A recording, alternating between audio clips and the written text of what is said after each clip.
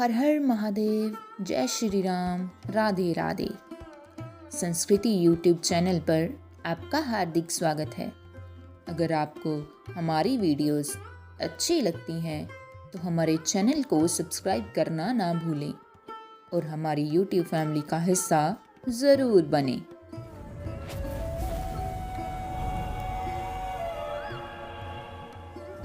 वह द्वापर युग का समय था। एक बार पांचों पांडव श्री कृष्ण से मिलने पहुंचे।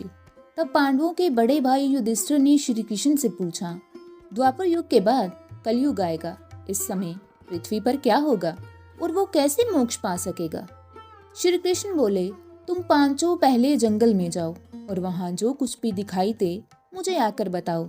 कान्हा की बात मानकर पांचों पांडव जंगल की ओर चले गए। जंगल में युधिष्ठिर ने देखा कि एक हाथी की दो सूंड हैं। अर्जुन दूसरी दिशा में थे। उन्होंने देखा एक पक्षी वहां उड़ रहा था जिसके पंखों पर वेदों की ऋचाएं लिखी हुई थी, लेकिन वह पक्षी शव को नोच नोच कर खा रहा था।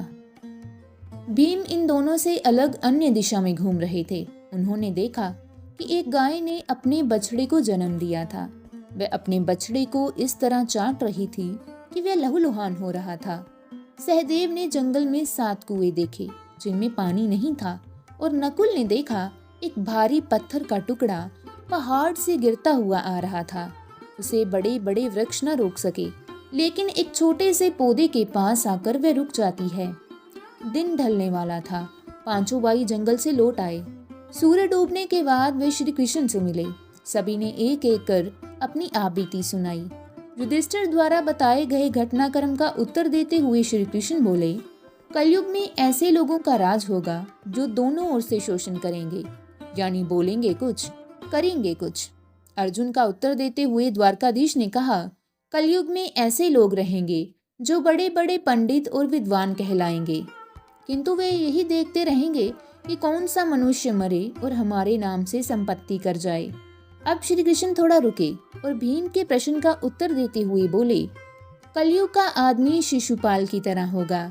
बच्चों के लिए मनुष्य इतनी ममता करेगा कि उन्हें अपने विकास का अवसर ही नहीं मिलेगा। सहदेव द्वारकाधीश के सामने नमस्कार की मुद्रा में खड़े हुए थे। उनकी बात सुन लेने के बाद श्री कृष्ण ने कहा, कलयुग में धनाढ्य लोग लड़के लड़की की विवाह में, मकान के उत्सव में, छोटे बड़े उत्सवों में तो धन खर्च कर देंगे, परंतु पड़ोस में ही यदि कोई भूखा प्यासा होगा तो वह नहीं देखेंगे। मौज मौज में मदिरा और भोग विलास में जिंदगी गुजारेंगे। इस तरह नकुल के वर्णन कर देने के बाद वे बोले, कलयुग में मानव का मन नीचे गिरेगा, उसका जीवन पतित होगा। वह पतित जीवन धन की शिकाओं से नहीं रुकेगा, ना ही सत्ता के वृक्षों से रुकेगा, किंतु हरि नाम के एक छोटे से पौधे से मनुष्य जीवन का पतन होना रुक जाएगा। तो दोस्तों, आज की हमारी कथा यहीं समाप्त होती है। मिलते हैं अगली वीडियो में, तब तक के लिए धन्यवाद।